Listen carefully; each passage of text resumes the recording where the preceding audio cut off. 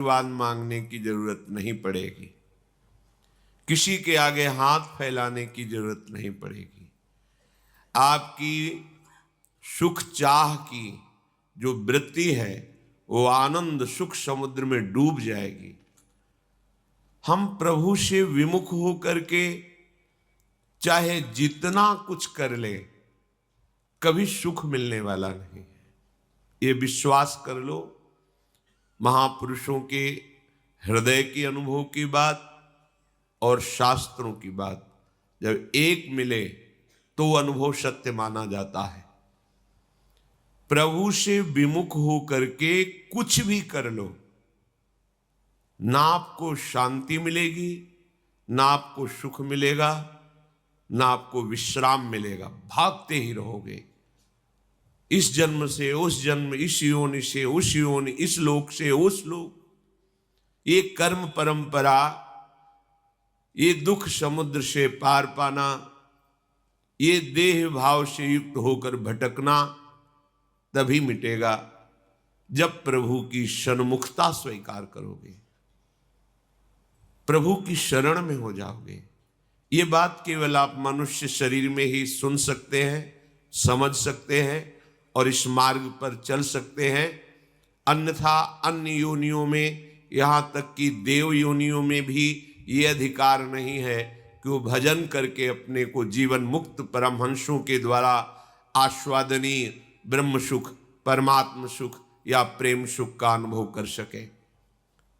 इसीलिए इसको बहुत दुर्लभ देह कही गई है, क्योंकि हम साधु समागम करके परम पद प्राप्त कर सकते हैं। साधु समागम करके हम भगवान के प्रेम में उन्मत्त हो सकते हैं, जो महासुख है।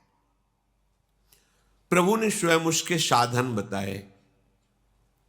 एक बताया अपना प्रिय भक्ति मार्ग, जिसमें सर्वतोभावेन मन से भी किसी का आश्रय नहीं लेना, मन से भी किसी अन्य बल का स्मरण भी ना रह जाना। अन्य बल जैसे शरीर बल, जन बल, धन बल, विद्या बल, नाना प्रकार की वृत्तियां, इनमें से किसी एक का भी बल आपके मन में ना हो। अन्य कोई आशा नहीं है तो केवल प्रभु से है, अन्यथा नहीं। अनन्य, भगवान ने अपनी भक्ति का स्वरूप बताया अनन्य। मई अनन्य भावेनो, मेरे में अनन्य भाव।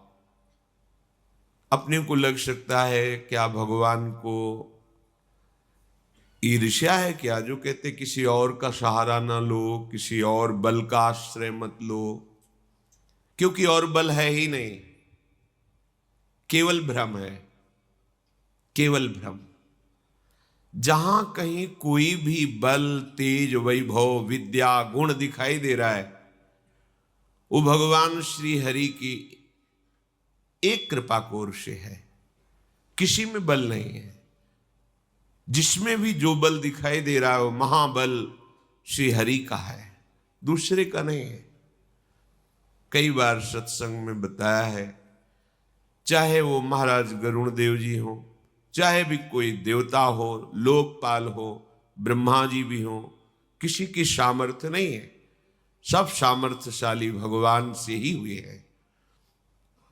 जब भगवान बाल गोविंद के सखाओं के साथ भोग पाती हुई उस लीला को देखा तो ब्रह्मा जी को लगा एक ऐसा भगवान है, बछड़ों का हरण करना, सखाओं का हरण करना।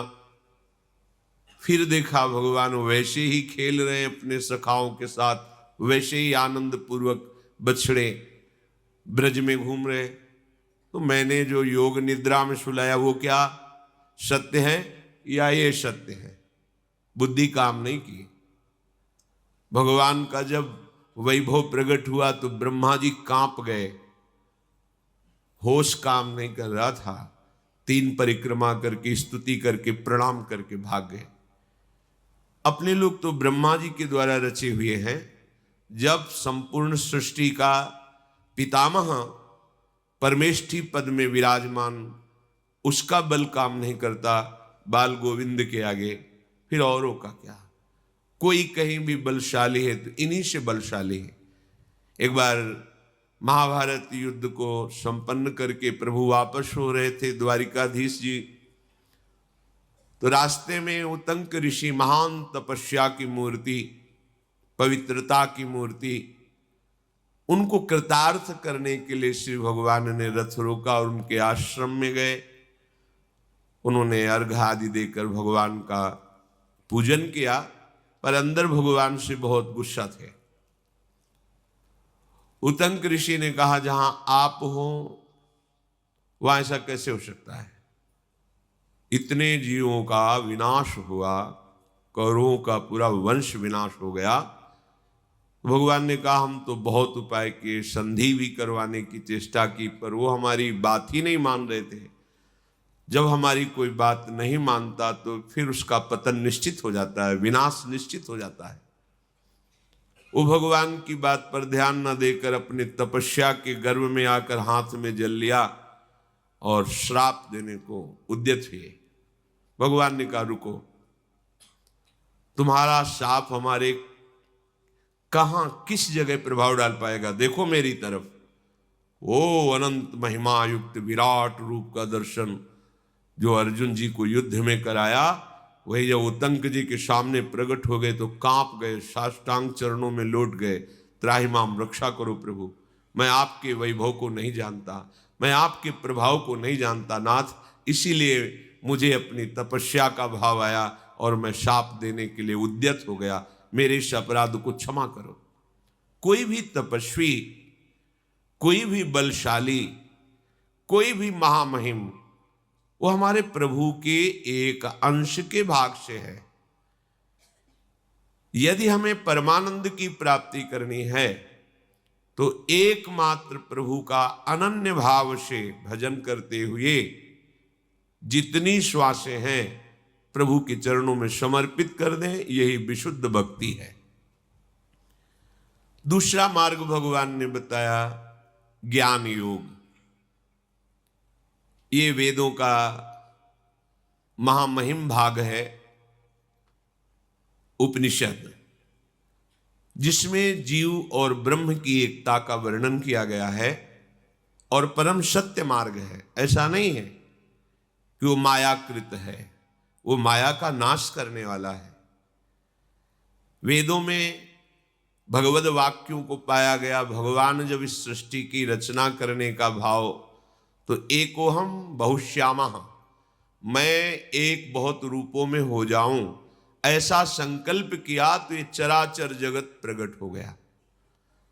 चराचर जगत के रूप में कोई और नहीं, स्वयं श्री भगवान प्रकट हुए। अगर हम भेदभाव करते हैं तो शरीर को लेकर करते हैं। स्वरूप अभेद है, सबका अभेद है। कोई भी ऐसा किसी भी मार्ग का उपासक नहीं है जिसको ये बोध ना होता हो कि स्वरूप अभेद है। सेवक जी महाराज कह रहे हैं, आत्मा हरिवंश प्रगट परमानंद, श्री हरिवंश प्रमाण मनम।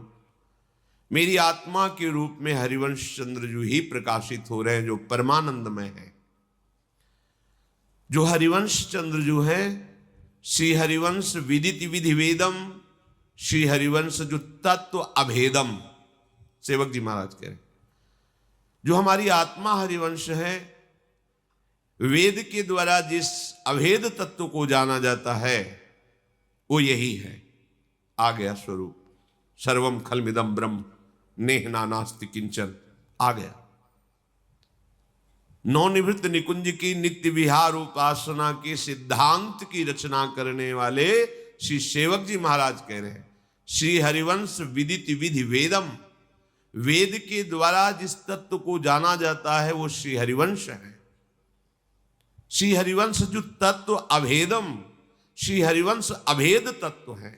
क्या है? आत्मा हरिवंश, वो हमारे आत्मस्वरूप है। आ गई बात वही आ गई।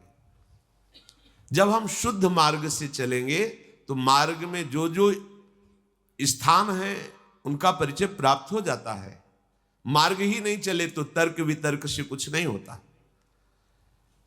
कोई भी ऐसा भक्त नहीं जिसको स्वरूप बोध ना होता हो। स्वरूप बोध हुए बिना नित्य लीला में प्रवेश ही नहीं होता है। देह भाव का त्याग स्वरूप बोध ही कहलाता है।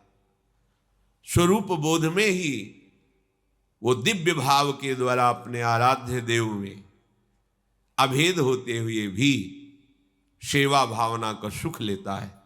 ये प्रेमी जनों का है। पर ज्ञानी जन उस अभेद तत्व में स्थित हो जाते हैं।